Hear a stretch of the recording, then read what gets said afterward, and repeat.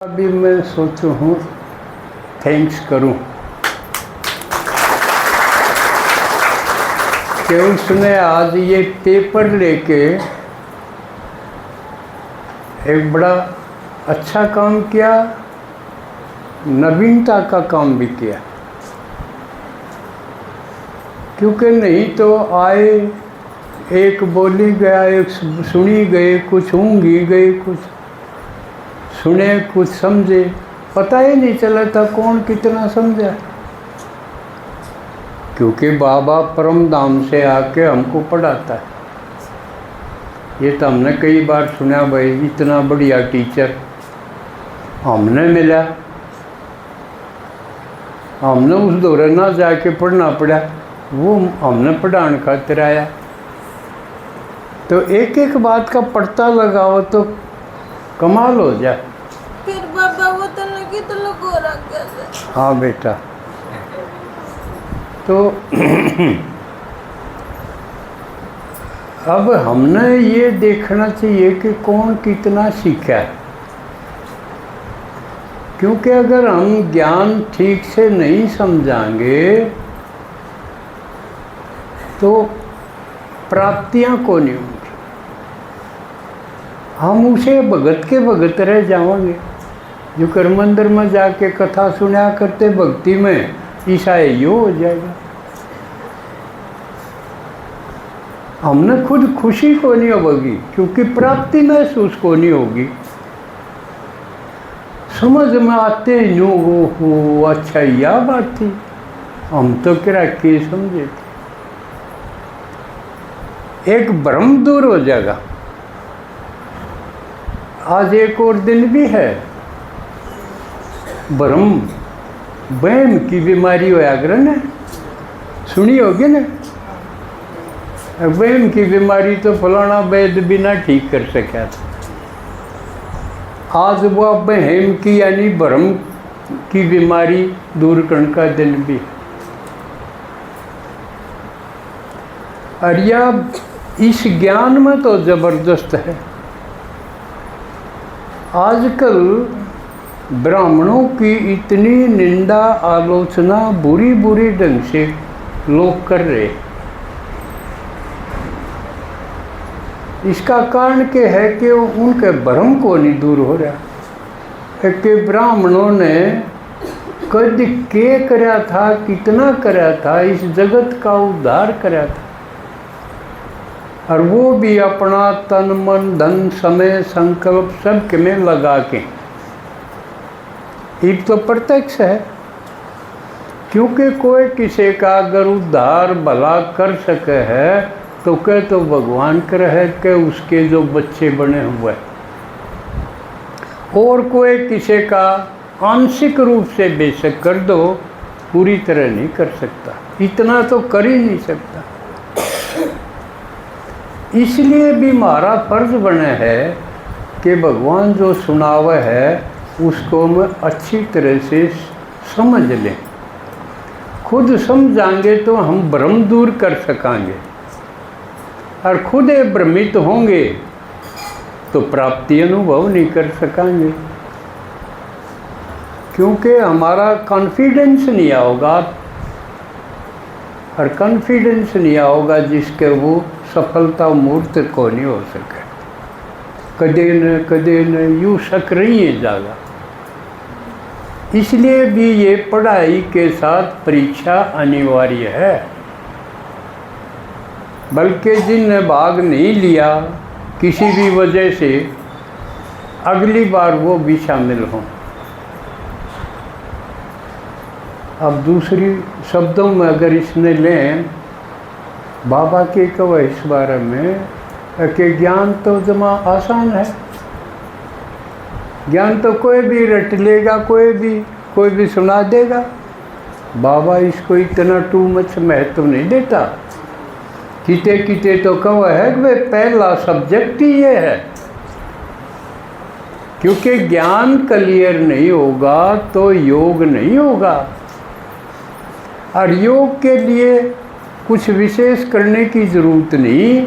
ज्ञान को ही समझते जाओगे तो ज्ञान ही योग में कन्वर्ट हो जाएगा। ज्ञान का योग बन जाएगा भाई। समझ में आ गई तो फिर हम ज्ञान में चलना है या को नहीं कमाएंगे, फिर ज्ञान हमारे में चलेगा। उम्हें सरकिए जागा, वो भूले को नहीं पड़े उसकी, यूँ बनेगा।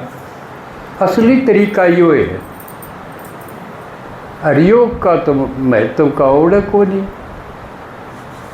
इस ज्ञान के बिना भी हठ योग की कितनी महिमा, लोग विदेशों में जाके इसको धंधा बना के कमाई करी है, ये भी करें हठ योग। तो ये तो बाबा ने आके बताया वो योग को नहीं, यो तो कठिन है। दादा तेरे बाबा ने मेरे तो शर्म वो मन ना दिखता। मैं तो दिखू हूँ, मन ने देखी जा, बाबा फिर दिखेगा। ठीक है। तो हठ योग की महिमा भी बहुत है,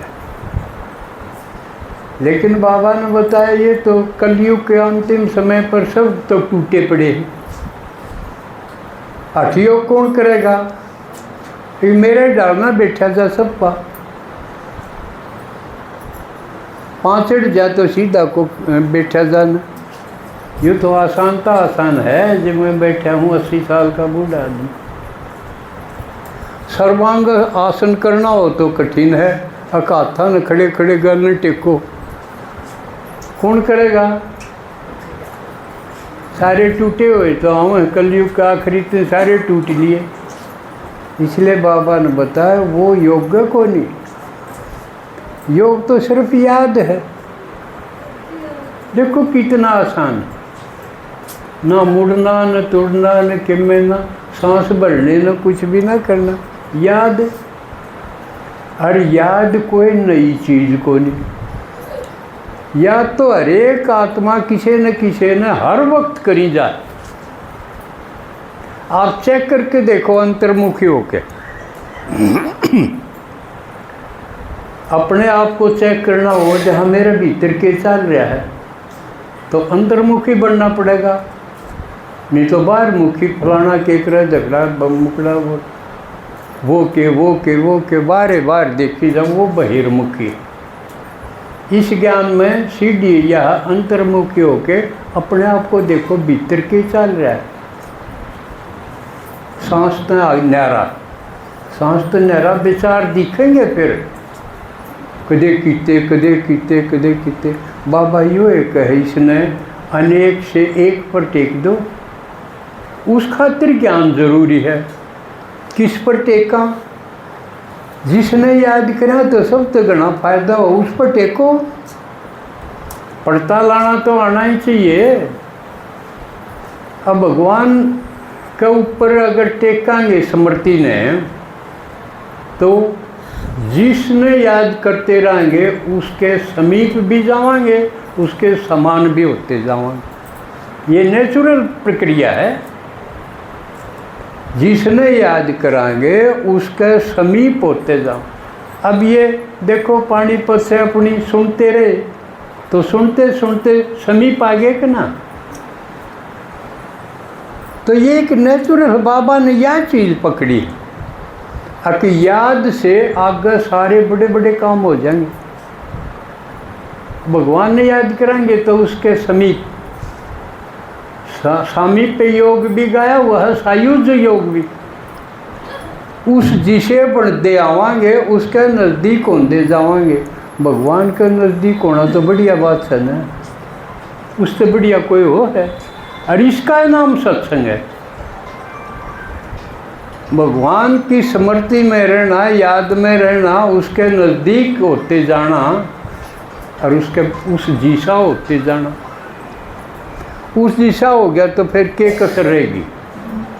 सर्वशक्तिमान मास्टर सर्वशक्तिमान बन गए, मास्टर नॉलेजफुल बन गए। और क्या चाहिए? कह तो ज्ञान की कमी में गिरावट आव है, कह शक्ति की कमी में गिरावट आव है। कई भाई समझ तो हो जा, हिम्मत ना हो, ताकत ना हो तो बोला भी ना जा, अपने छोरा आगे भी ना बोला जा। इसलिए शक्ति भी चाहिए, ज्ञान भी चाहिए। और भगवान इनका सागर है, प्यार का भी सागर है। प्यार भी बहुत ज़रूरी है आत्मा खातिर। प्यार कभी कम ना करना सनम, हर कमी गंवारा कर लेंगे सबके। सीने से तुम जो लगा के रखो, कांटों पे गुजारा कर लो।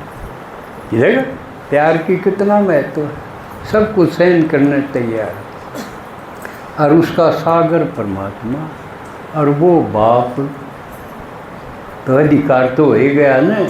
तो याद में ये ज्ञान से क्लियर होगा। और किसी ने दुश्मन ने याद करोगे तो बैठे बैठे लाल हो जाओगे, अकड़ जाओगे छो में, तो नुकसान होया कि ना।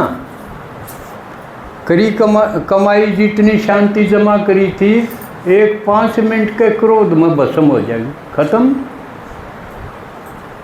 तो ये सारे पढ़ते बाबा समझा के बताओ, योग तो अति सहज है, लेकिन इस समय बच्चे फैल हो गए। अटेंशन हट दिए किरा कित जाओ है।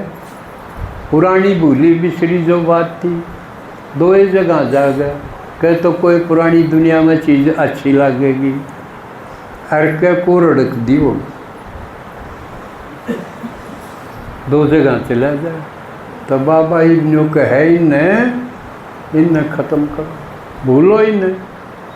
और दो ही तरीके बताए कि तो याद में सारियाँ नहीं रह पाओ तो मेरे काम में लग जाओ भाई।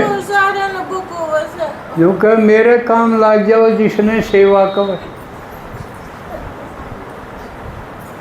सेवा से थकोगे भी नहीं। तो ये पढ़ाई है, असली पढ़ाई। तो एक बार थोड़ा सा मैं, क्योंकि आजकल एक करंट इशू है